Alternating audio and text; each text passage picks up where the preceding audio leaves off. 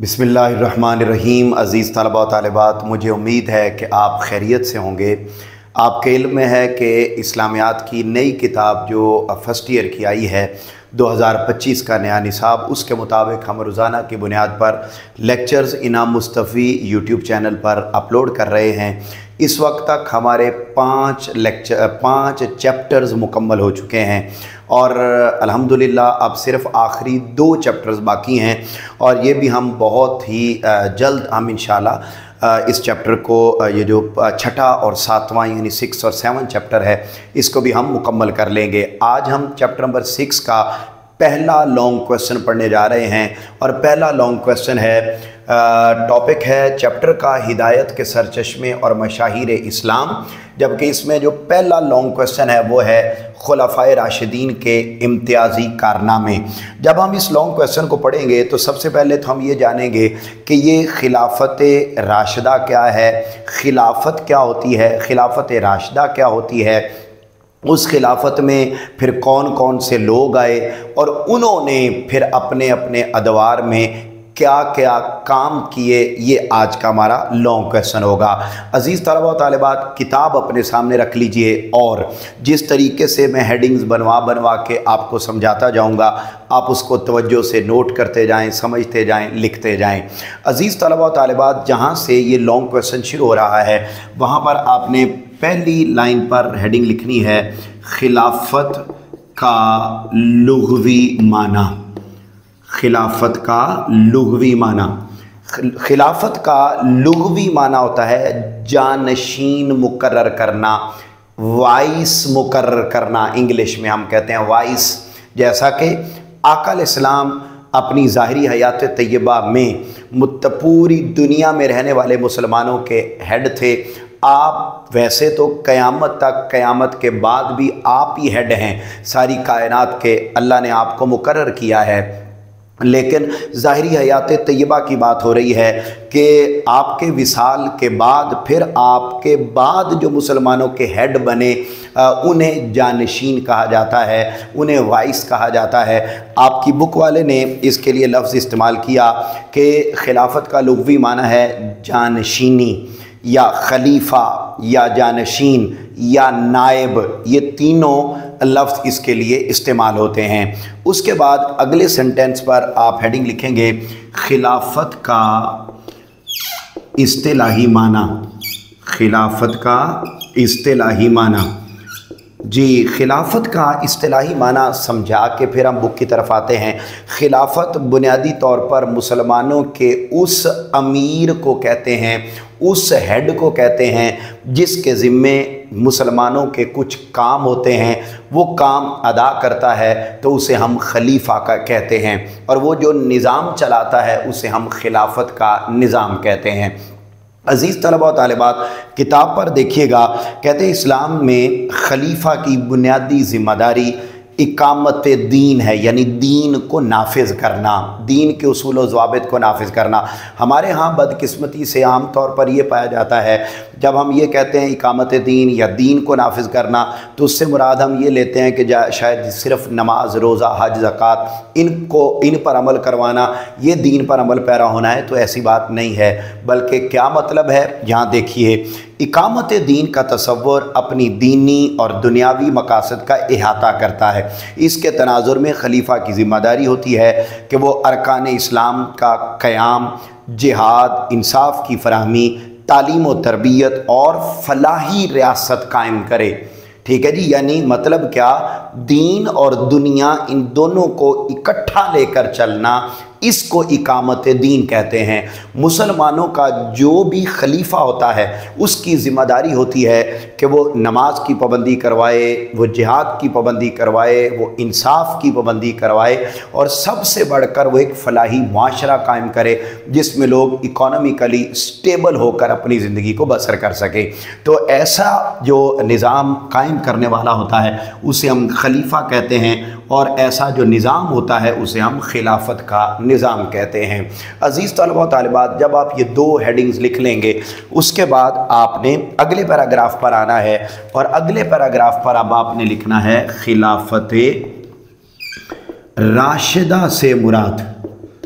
खिलाफत राशिदा से मुराद, क्योंकि हमारा लॉन्ग क्वेश्चन है खुलाफाए राशिदीन के इम्तियाजी कारनामे, तो ये जो खिलाफत राशिदा है या खुलाफाए राशिदीन है, इनसे क्या मुराद है।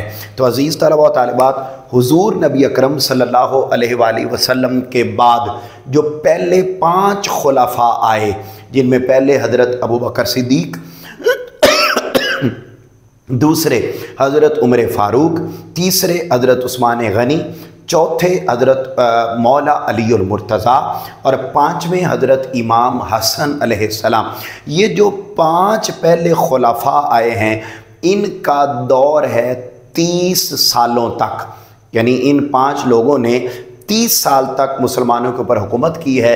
ये जो पहला 30 साला दौर है, वो जिसमें 5 लोगों ने हुकूमत की है, उस सारे दौर को खिलाफत राशिदा का दौर कहते हैं, उन्हें खुलाफाए राशिदीन कहा जाता है। तो इसका मतलब ये हुआ कि आज के लॉन्ग क्वेश्चन में हम ये पढ़ रहे हैं कि ये जो पहले 5 खुलाफा थे, इन खुलाफा के अदवार में कौन कौन से नुमायाँ बड़े बड़े अच्छे अच्छे काम मुसलमानों के लिए किए गए। तो अज़ीज़ तलबा व तालिबात, बुक पर भी देख लेते हैं। कहते हैं नबी करीम सल्लल्लाहु अलैहि वसल्लम के विसाल के बाद, अंडरलाइन कर लें MCQs, 30 साल तक के ज़माने को खिलाफत राशिदा का ज़माना कहा जाता है। यहाँ पर आप हेडिंग लिखेंगे सुनहरी दौर। ये जो खिलाफत राशिदा का ये जो दौर है, जो 30 सालों पर मुहित है, ये इस्लामी तारीख़ का सुनहरी दौर है, जिस दौर में क्या था, अदल व इंसाफ की सरबुलंदी, तामीर व तरक्की, इकामत दीन, जंगी फतूहात, तालीम व तबलीग के एतबार से ये दौर बड़ा नुमायाँ था। कुरान और सुन्नत के मुताबिक सारा निज़ाम चलाया जा रहा था। यहाँ पर आपने अगली हेडिंग लिखनी है खिलाफत राशिदा की पैरवी। हुज़ूर नबी अकरम सल्लल्लाहु अलैहि वसल्लम ने अपनी हयात तय्यबा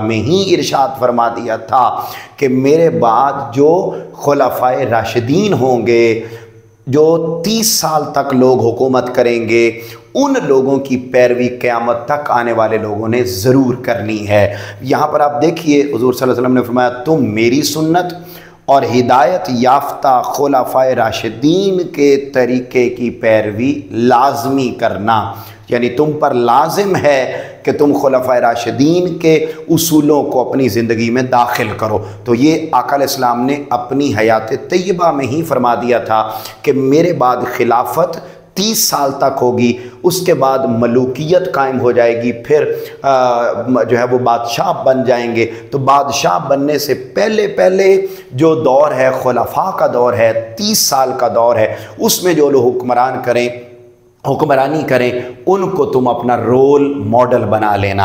उसके बाद फिर आगे चलते हैं। तो यहाँ पर हम अब खुलाफाए राशिदीन के जो इम्तियाज़ी कारनामे हैं, उनकी तरफ हम आते हैं। तो हेडिंग आपकी बुक में लिखी हुई है खुलाफाए राशिदीन का दौर खिलाफत, खुलाफाए राशिदीन का दौर खिलाफत और इम्तियाज़ी कारनामे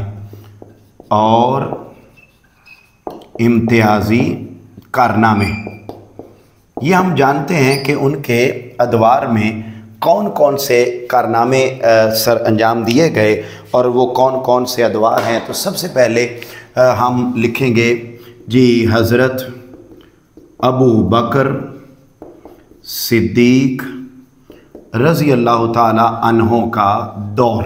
सबसे पहला पॉइंट, हज़रत अबू बकर सिद्दीक़ रज़ी अल्लाह ताला अन्हो ये आका अलैहिस्सलाम के बाद मुसलमानों के पहले खलीफा हैं, और पहले खलीफा हैं। इनका दौर अंडरलाइन करें, तकरीबन 2.25 साल आप मुसलमानों के हेड रहे, उसके बाद आपका विसाल हो गया। हज़रत अबू बकर सिद्दीक़ रज़ी अल्लाह ताला अन्हु के दौर में जो नुमायाँ काम हुए, उनमें आका अलैहिस्सलाम के विसाल के बाद आपने उम्मत मुस्लिमा को मुत्तहिद रखा, मुनकरीन ज़कात के ख़िलाफ़ जिहाद किया, फिर मुनकरीन ख़त्म नबूवत के ख़िलाफ़ जिहाद किया और इस्लाम के दुश्मनों की साजिशों को नाकाम किया।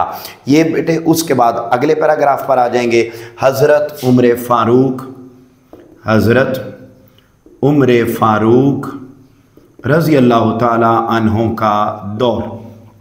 दूसरे खलीफा मुसलमानों के वो हज़रत उमर फ़ारूक रज़ी अल्लाह ताला अन्हु हैं, और आपने तकरीबन 10.5 बरस आप मुसलमानों के हेड रहे।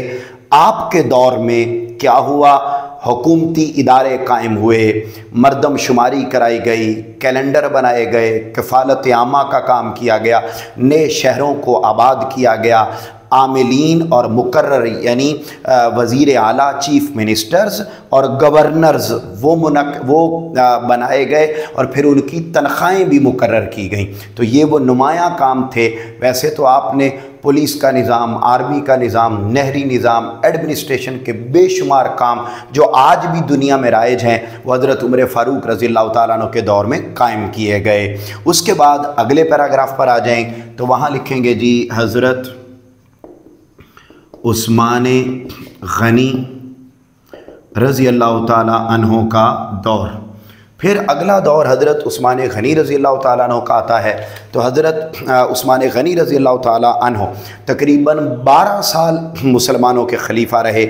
आपके दौर में इस्लामी सल्तनत को वुसअत मिली, कुरान मजीद को एक किरात पर जमा किया गया, और इसी वजह से आपको जामिउल कुरान भी कहा जाता है। ये आप अंडरलाइन कर लें, ये शॉर्ट क्वेश्चन भी है कि हज़रत उस्मान गनी रज़ी अल्लाह ताला अन्हु को जामिउल कुरान क्यों कहा जाता है। इसलिए कि आपने पूरी दुनिया में रहने वाले मुसलमानों को कुरान मजीद एक किरात के साथ पढ़ने पर जमा कर दिया था। उसके बाद अगला दौर आ जाता है हज़रत अलीउल मुर्तज़ा, हज़रत मौला अलीउल मुर्तज़ा रज़ी अल्लाह ताला अन्हु का दौर। फिर आपके बाद हज़रत मौला अलीउल मुर्तज़ा का दौर आता है। हज़रत मौला अलीउल मुर्तज़ा अलैहिस्सलाम का दौर जो था वो 4.5 साल का है, और आपके दौर में खाना जंगियाँ हुई, यानी मुसलमानों के गुरोह ही आपके ख़िलाफ़ उठ के खड़े हो गए। तो आपने बड़े मुदब्बराना अंदाज़ में उम्मत को मुत्तहिद किया। आपने दरियाए फ़ुरात पर पुल बनवाया, यमन और ईरान तक आपने मुर्तद्दीन की सरकोबी के लिए लश्कर भेजे, यानी जो लोग इस्लाम के ख़िलाफ़ हो गए थे उनके ख़िलाफ़ लश्कर भेजे। फिर खाना जंगी की सूरत में अवामुन्नास की हिफाजत के लिए कले तामीर करवाए, खारजियों की सरकोबी की। खारजी यानी वो लोग जो नाम इस्लाम का लेते थे लेकिन मुसलमानों को ही मारते थे, तो आपने उनकी सरकोबी। इसके अलावा बेशुमार नुमायाँ कारनामे आपने सर अंजाम दिए। उसके बाद अगला दौर आ जाता है 5वां, और वो है हज़रत इमाम हसन अलैहिस्सलाम का दौर। फिर उनके बाद 5वां दौर आ जाता है हज़रत इमाम हसन का। आप 6 माह तक मुसलमानों के खलीफा रहे। उसके बाद चूँकि आपके ख़िलाफ़ बार बार हज़रत अमीर मुआविया उठ रहे थे और वो चाहते थे कि मैं मुसलमानों का हेड बनूं, तो हज़रत इमाम हसन अलैहिस्सलाम ने खाना जंगी से बचाने के लिए अपनी खिलाफत उनके सुपुर्द कर दी और सुलह का मुआहदा कर लिया, और आप 6 माह रहे। और हज़रत इमाम हसन मुज्तबा का उम्मत में इत्तेहाद व इत्तिफ़ाक़ के क़याम के पेश नज़र खिलाफत से दस्तबरदार हो गए और हज़रत अमीर मुआविया से सुलह कर ली। तो ये आपने बहुत आला काम किया। इस सुलह करने के बारे में भी आका इस्लाम ने अपनी हयात तय्यबा में ही पशीन गोई फरमा दी थी कि मेरा ये बेटा जो हसन है ये 2 मुसलमान ग्रोहों में सुलह करवाएगा।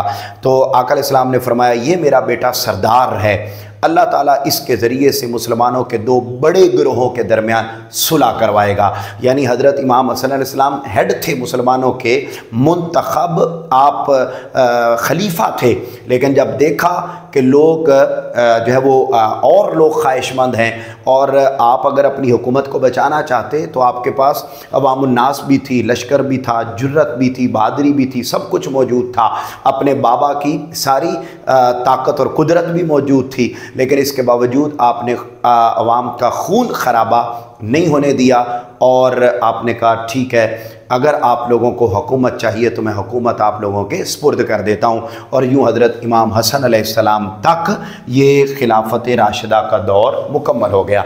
अब हम देखते हैं कि ये दौर तो मुकम्मल हो गया, तो इन अदवार की क्या खसूसियात थी, इसमें क्या क्या कारनामे पेश किए गए, क्या क्या आला काम इस दौर में हुए हैं, उनका ज़रा हम जायज़ा लेते हैं। सबसे पहले देखिए जी, अहद खिलाफत की नुमाया खसूसियात।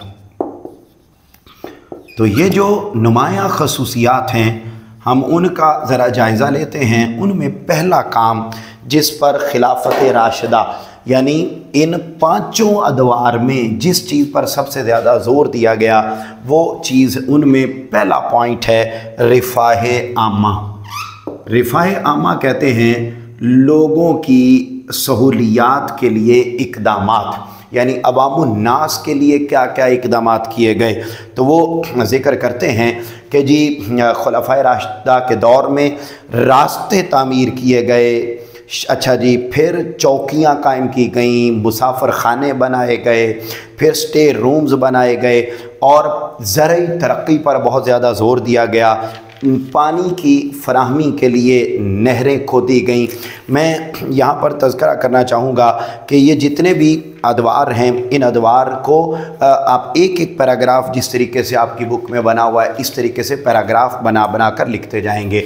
अगले पैराग्राफ में ज़िक्र किया गया कि लंगर खाने बनाए गए, सड़कें बनाई गई, पुल, मुसाफिर खाने, यतीम खाने, गरीब मिस्कीन लोगों के लिए वज़ाइफ मुकर्रर किए गए, बेवा ख़वातीन की निगरानी की गई। यहाँ तक कि जो खुलफ़ाए राशिदीन थे ये रातों को बाकायदा गश्त करते थे। लोग सो रहे होते और ये घरों का जायज़ा लेते, मोहल्लों का जायज़ा लेते कि जहाँ जिस चीज़ की ज़रूरत है ये वहाँ फ़राहम करते। मस्जिद नबवी को तोसी दी गई। फिर इसी तरीके से इन लोगों ने ख़ुद सादा ज़िंदगी बसर की और लोगों को ज़्यादा से ज़्यादा सहूलतें मुहैया की हैं। इन तमाम अहबाब ने यूं अपनी ज़िंदगी को बसर करने की कोशिश की है। उसके बाद अगला जो पॉइंट आ जाता है वो आ जाता है कि इन अदवार में अगला काम क्या किया गया है जी, अमानत का बहुत ज़्यादा ख्याल रखा गया। यानी इन खुलफ़ाए राशिदीन का उसूल ये था कि ये पूरा मुल्क जो हमारे सुपुर्द हुआ है, तमाम मुसलमान जो हमारे सुपुर्द हुए हैं, ये अल्लाह की अमानत हैं। हमने इनके माल की, इनकी जान की, इनकी इज़्ज़त आबरू की हिफाजत करनी है जिस तरीके से अमानत की हिफाजत की जाती है। तो यहाँ पर आप लिखा है कि ख़ुद ये मामूली ग़िज़ा खाते, सादा ज़िंदगी बसर करते, बैतुल माल यानी जो नेशनल इनकम थी उसमें से बेजा सर्फ नहीं किया जाता था, फजूल खर्ची नहीं की जाती थी, बड़े ध्यान से एक्यूरेसी के साथ माल को खर्च किया जाता। फिर इन सब लोगों ने जो सबसे बड़ा फरीज़ा सर अंजाम दिया वो हुदूदुल्लाह का क़याम, हुक्काम की निगरानी, अवामी अमानतों की हिफाजत, फिर इसी तरीके से निगरान मुकर्रर करना और सारा कुछ ज़िम्मेदारियाँ बड़ी अमानतदारी और दयानतदारी के साथ इन लोगों ने सर अंजाम दी हैं। उसके बाद अगला जो अहम किरदार इस दौर में किया गया वो है अदलो इंसाफ का क़याम। इनके अदवार में अदलो इंसाफ इसको कायम किया गया और अदलो इंसाफ के क़याम में खुलफ़ाए राशिदीन ने बिल्कुल भी किसी ओहदे का ख्याल नहीं रखा। अमीर और गरीब सब के लिए, हाकिम और महकूम सब के लिए इंसाफ बराबर था। यहाँ तक कि आप अंदाज़ा कीजिए, एक मरतबा सैयदना उमर फ़ारूक रज़ी अल्लाह ताला अन्हु एक मुकदमे में फ़रीक की हैसियत से मदीना मुनव्वरा के काजी हज़रत ज़ैद बिन साबित की अदालत में पेश हुए तो उन्होंने एहतरामन जगह खाली कर दी। हज़रत उमर फ़ारूक ने फरमाया, तुमने इस मुकदमा में ये पहली नाइंसाफ़ी की है, ये कहकर अपने फ़रीक के बराबर बैठ गए। यानी आप अंदाज़ा कीजिए कि आप हाकिम वक्त थे और आप अदालत में गए, सामने चीफ जस्टिस थे हज़रत ज़ैद बिन साबित। जब आप दाखिल हुए तो ज़ैद बिन जो साबित थे वो खड़े हो गए। आपने फरमाया आप खड़े नहीं हो सकते, क्या जो जिसने मेरे ख़िलाफ़ मुकदमा किया है क्या वो भी खड़ा हुआ है? اس کے آنے پر تم کھڑے ہوئے ہو؟ نہیں نا، تو جب تم اس کے آنے پر کھڑا نہیں ہو سکتے تو میرے آنے پر کھڑے کیوں ہو رہے ہو؟ وہاں پر انصاف کے تقاضے پورے کیے گئے۔ تو یعنی امیر اور غریب سب کے لیے عدل و انصاف کا اصول ایک تھا۔ اگلا پوائنٹ ہے جہاد اور قیام امن۔ یہ بھی بہت اہم پوائنٹ ہے، جہاد اور قیام امن۔ جی یاد رکھ لیں، اسلام نے کبھی بھی جہاد مسلط نہیں کیا کسی پر۔ جب بھی اسلام پر کوئی حملہ آور ہوا تو پھر منہ توڑ جواب دیا گیا، دفاع کیا گیا اور جنگیں جیتی گئیں۔ اور یہاں تک کہ اگر کوئی دوسرا بھی حملہ آور ہوتا تو اس کے ساتھ بھی جنگ کرنے کے لیے امن کے دامن کو ہاتھ میں سے کبھی نہ جانے دیا جاتا، بلکہ جب دستے روانہ کیے جاتے ان ادوار میں تو باقاعدہ نصیحت کی جاتی کہ کسی عورت، بچے اور بوڑھے کو قتل نہ کرنا، پھلدار درخت کو نہ کاٹنا، کسی آباد جگہ کو ویران مت کرنا، بکری اور اونٹ کو کھانے کی ضرورت کے سوا ذبح مت کرنا، باغات کو مت جلانا، مال غنیمت میں خیانت نہ کرنا اور بزدل نہ ہو جانا۔ ٹھیک ہے جی، یعنی جنگ بھی جیتنی ہے لیکن جیتنی بھی امن کے ان اصولوں کے مطابق ہے، بس انہی سے لڑنا جو لڑنے کے لیے آئے۔ پھر حضرت عثمان غنی رضی اللہ تعالیٰ عنہ نے امت مسلمہ میں امن کے قیام کی خاطر اپنی جان قربان کر دی۔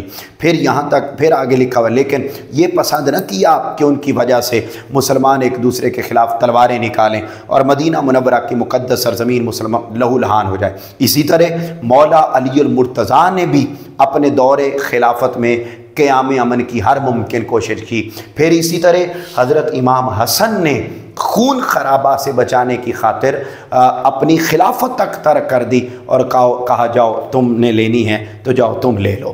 اسی طریقے سے اگلا پوائنٹ جو بڑا توجہ طلب ہے اور وہ ہے اقلیتوں سے حسن سلوک۔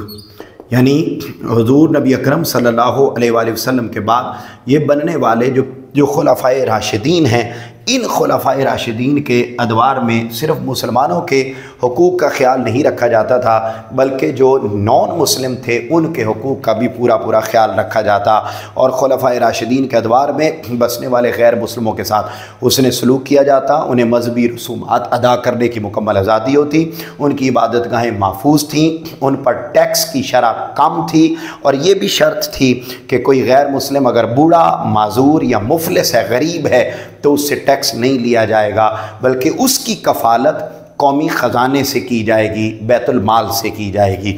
پھر اس سے بھی اگلا خوبصورت پوائنٹ وہ تھا احتساب، اور احتساب کا مطلب ہے اکاؤنٹیبلٹی، یعنی اگر کسی کو گورنر یا وزیر اعلیٰ بنا دیا جاتا تو حاکم وقت اس سے پوچھتا کہ تمہیں گورنر بناتے ہوئے اتنے پیسے دیے گئے تھے، اتنی ذمہ داریاں دی گئی تھیں، یہ ڈیوٹیز تمہارے ذمہ لگائی گئی تھی، اس سے باقاعدہ پوچھا جاتا کہ اس میں سے کتنا کام کیا گیا ہے، کتنا نہیں کیا گیا، اور اتنا بھی خیال رکھا جاتا کہ اگر کسی حکام کا ذاتی مال و دولت یا بینک اکاؤنٹ، سادہ لفظوں میں سمجھا رہا ہوں، بینک اکاؤنٹ اگر کسی کا فار ایگزامپل 2 ملین ہوتا جب وہ گورنر بنا تھا، اور گورنری کے دوران اگر اس کا اکاؤنٹ بیلنس زیادہ ہو جاتا تو اس کو بھی عہدے سے ہٹا دیا جاتا اور اس کی اکاؤنٹیبلٹی کی جاتی، چیک کیا جاتا کہ اس کے پاس یہ اضافی پیسہ کہاں سے آیا ہے۔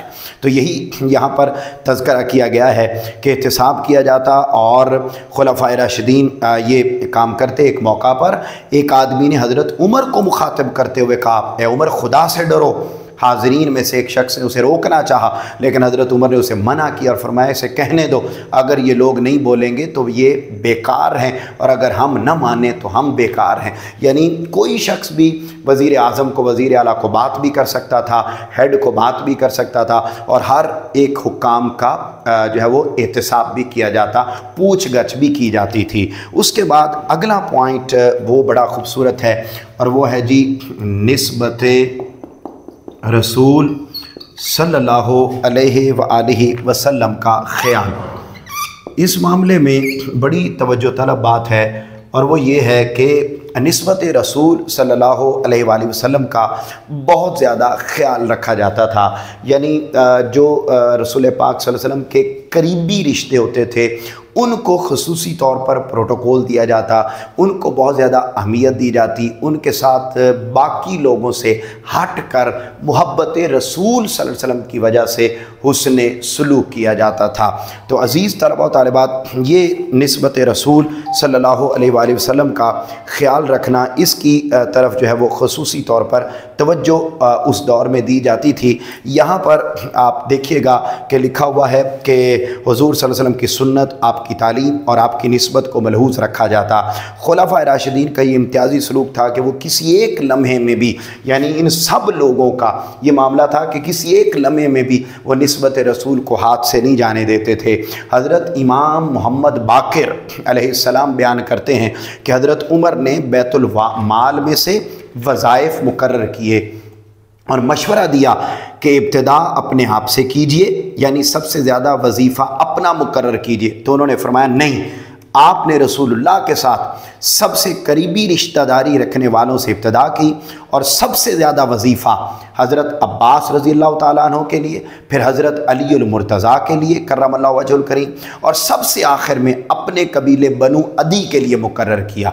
इलावा जी उन्होंने हज़रत इमाम हसन, हज़रत इमाम हुसैन अलैहिमुस्सलाम को भी उनके वालिद के बराबर शुमार किया और उनके लिए भी 5000 दिरहम का वजीफ़ा मुकर्रर किया गया। यानी उतना ही वजीफ़ा हज़रत मौला अली उल मुर्तज़ा के लिए था और उतना ही वजीफ़ा उनके बेटों के लिए भी मुकर्रर किया गया। वजीफ़ा मीन स्कॉलरशिप, और ये यूँ समझ लीजिए कि तनख्वाह, ठीक है जी, इतनी ही तनख्वाह जो है वो मुकर्रर की गई। यानी उन्होंने तनख्वाह मुकर्रर करते हुए निस्बत रसूल का ख्याल रखा, अपने ख़ानदान का ख्याल न रखा।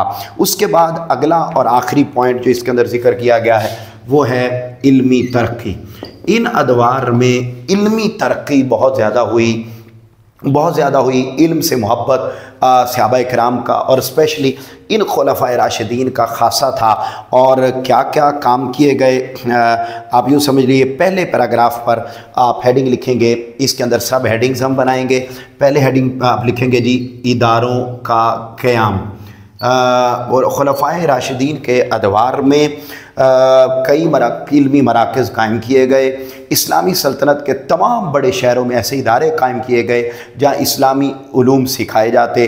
सहाबा कराम अपनी ज़ात में उलूम व मारिफ़ के मराकज़ थे, वो जहाँ भी जाते इल्म के सरचश्मे जारी फरमा देते। उसके बाद अगले पैराग्राफ पर आप लिखेंगे मिसाली इक़दामात। इसके अलावा इल्म के फ़रोग़ के लिए कई मिसाली इक़दामात भी कायम किए गए जिनमें मसलन अहद सिद्दीकी में बदवी कबाइल को, यानी बिल्कुल पेंडू देहाती लोगों को इल्म के ज़ेवर से आरास्ता करने के लिए इक़दामात किए गए। उस दौर में जज़ीरा नुमाए अरब के कई इलाकों में मुअल्लिमीन मुकर्रर किए गए। यहाँ पर आप लिखेंगे मुअल्लिमीन मुकर्रर करना, यानी टीचर्स अपॉइंट करना। मुअल्लिमीन की तकर्री बाकायदा वहाँ पर मुअल्लिमीन असातिज़ा वो मुकर्रर किए गए, जिनमें कूफ़ा में हज़रत अब्दुल्ला बिन मसूद, शाम सीरिया में हज़रत माज़ बिन जबल, इसी तरीके से हज़रत उबादा बिन सामत, हज़रत उबई बिन काब और हज़रत अबू दरदा रज़ी अल्लाह तआला अन्हु को तालीम आम करने के लिए भेजा गया। और ये क्या करते थे, ये हजरात कुरान और सुन्नत के अलावा लिखने पढ़ने, अरबी ज़ुबान और अदब और सीरत व अखलाक की तालीम देते थे। यहाँ पर आप लिख सकते हैं कि निसाब तालीम, ये जो आखिरी पैराग्राफ है इस पर आप हेडिंग बना सकते हैं निसाब तालीम, यानी सिर्फ असातिज़ा ही मुकर्रर नहीं किए बल्कि निसाब बनाया और ये वाला निसाब वहाँ पर लोगों को पढ़ाया जाता था। उसके बाद आप आखिरी पैराग्राफ पर आ जाएंगे और आखिरी पैराग्राफ पर आप हेडिंग लिखेंगे खुलासाए कलाम, और इस खुलासाए कलाम में यही तज़किरा किया गया है कि ये सुनहरी तरीन दौर है और इस दौर जैसा कोई नहीं है। आज भी अगर हम तरक्की करना चाहते हैं तो इन नुमाया उसूलों को मद्देनज़र रखते हुए हम अपने अपने अदवार में तरक्की कर सकते हैं। उसके बाद है इस्लाम में खलीफा की सबसे बड़ी ज़िम्मेदारी इकामत दीन।